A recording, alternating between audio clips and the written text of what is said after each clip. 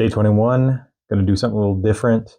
I want to show you how connections are made in the Zettelkasten, and then how categories, how soft categories grow, and also how you can find interesting things just by looking at those categories, and you find surprises. Now, I think this will work well because I can kind of define it, or try to define it, in one day's video, and then maybe that will help you doing your own content. My day 21, I've got this addressed 530113021A, and then I go 21B, C, D. Discerning your purpose. I want to kind of take and go through, probably over 4 days, one day for discerning your purpose, one day for discovering divine connections, one day for developing and articulating Christ-centered content, and one day for deepening your relationship with God and each other. Discerning your purpose, when in reality, what it is discerning God's purpose for your life. Your gifts for God's purpose. I just did a little bit of Bible study here. So God's purpose, the will of God, for David, after he had served the purpose of God in his own generation, fell asleep and was laid with his fathers and saw corruption or underwent decay. That's Acts 13:36. He, David, had served the purpose of God. That's key. And then, now here's an example of rejecting God's purpose. Now, the Pharisees and lawyers rejected God's purpose for themselves, not having been baptized by John the Baptist, John the Immerser, Jesus' cousin. That's in Luke 7:30. But they rejected God's purpose for themselves. I've got here, ultimately, what's God's purpose for us? In Romans 8:29, it says that he predestined us to be conformed to the image of Jesus, right? For those whom he foreknew, he also predestined to become conformed to the image of his Son, so that he would be the firstborn among many brethren. So ultimately, that is what we are predestined for, to become conformed to the image of his Son. Now, we can reject that. We all want to figure out our purpose. But ultimately, there is this void, this hole that needs to be filled by something that is beyond this world. And God has set eternity in our hearts, something beyond this realm, something beyond time and space. It's eternity. And he has set that in our hearts. But I believe that's what we try to fill with all of these things, all of these distractions. If we're not focused here, then we're going to try to fill that void with all different kinds of things.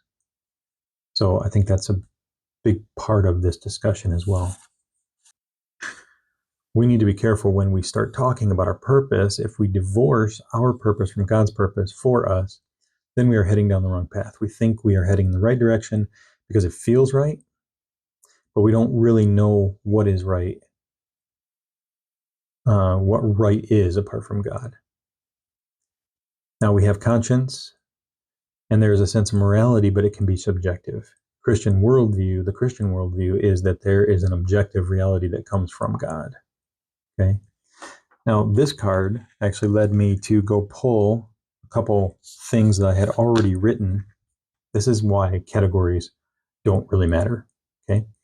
3100 is actually biology, and my E1 is talking about evolution. Okay. And so when I grabbed, so the context of that doesn't matter at all. The reason I ended up putting this in here, let me grab the card of why I did put that there to begin with. So here, 3100 E1 1. So I was listening to or watching an interview that, shoot, I don't have it cited here. Weinstein. Let me grab that quick, just so you can see it all. I want you to see the process here. So let me grab my Weinstein. So Weinstein, the new atheist, made a massive mistake we're still paying for. Brett Weinstein, and he was doing an interview with Dave Rubin on the Rubin Report. Summary: Weinstein believes in evolution fully, but is sure that we have thrown the baby out with the bathwater. And this has led us to the crazy things we're seeing in 2023. These are the 3 cards that I've collected from that. But so the way that I cite these is I will just say Weinstein, and then 2023, 12/6. And I'll just put that in parens usually. So then I know that, okay, I can come back to this, I can find these cards, and then I can, I can maybe dig more into it and see if I want to create more cards from these notes that I've taken, these observation notes, or whatever later, which I might actually end up doing right now, because I'm finding that some of this information is relevant to the day 21 conversation I want to have. So I was talking about the categories. So this is under evolution because this was as close to the thought. Brett Weinstein assumes evolution is true and that all of our wisdom that protected humanity from degrading to tribalism came from there. Now, I don't believe that, but that's what he believes. And I think it's interesting. And that's why I ended up putting this card here. He doesn't see a way out without harming ourselves because he sees the solution of the past as incomplete or broken, toxic, and inappropriate, slavery, etc., which I agree with. How to hang on to the good out of the bad, how to kind of differentiate the good from the bad. And so that's why I ended up putting this card here. Now, what this got me thinking about at the time was this idea, God is dead, Friedrich Nietzsche. He wasn't making a theological statement, but instead talking about the vacuum left behind by the diminishing influence of religion, the Enlightenment, and the rise of scientific rationalism eroded the foundations of morality. The question then has arisen on how we would redefine society's values. We don't have the moral base to attempt it, leads to nihilism and no objective base to work from. So that card, I got thinking about that.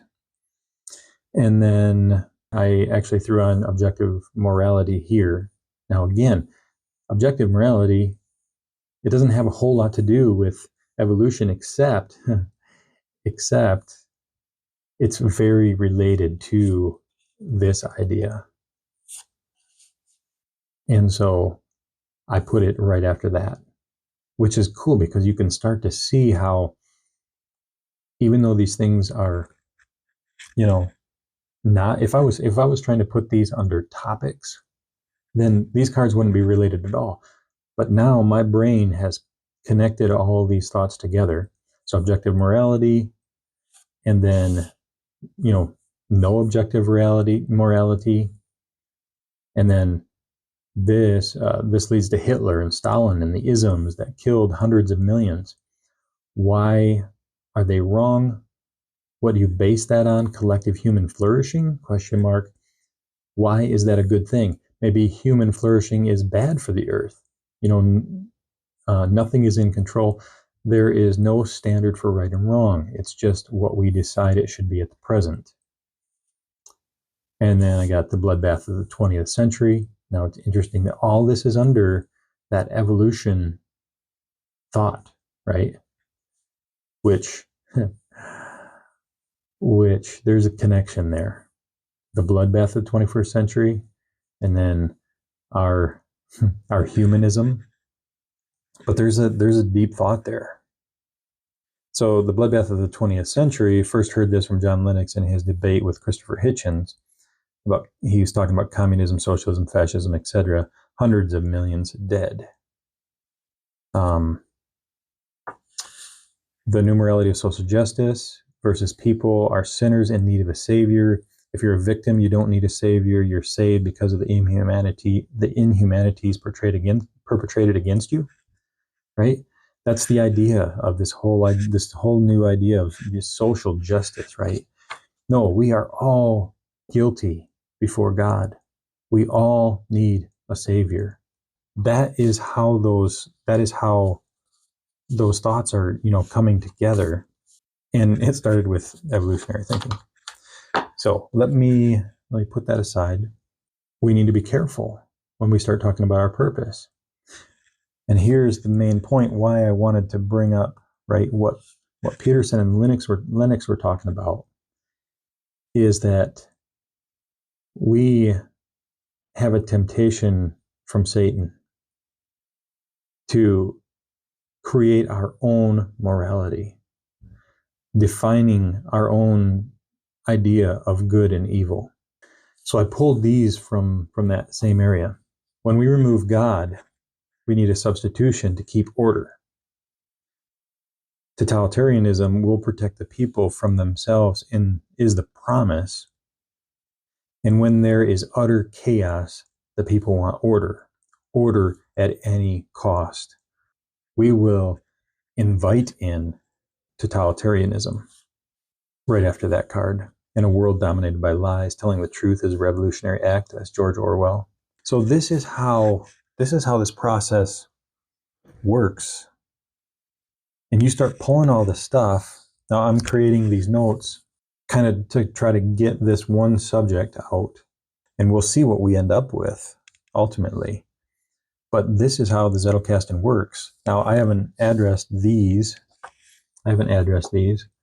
but I will eventually. But these are new cards that I've created to kind of fill in the gaps here.